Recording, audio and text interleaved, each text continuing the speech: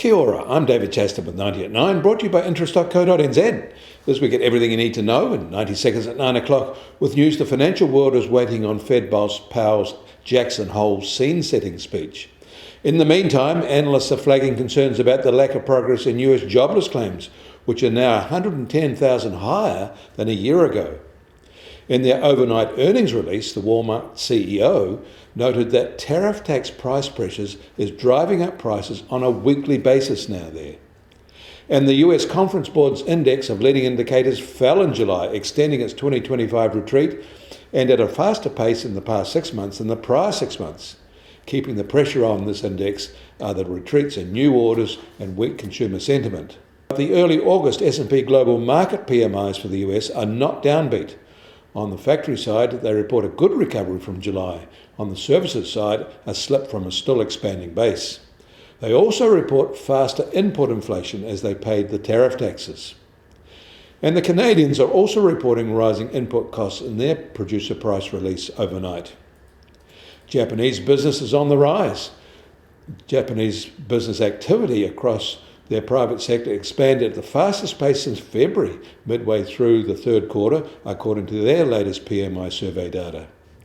And in China, it's becoming clearer that officials are increasingly worried about the strained finances at central and local government agencies, and that both firms and employees are suffering from delayed payments. Apparently, the pressure is severe, warranting President Xi's attention. Special bond issues are underway to juice up the necessary funding.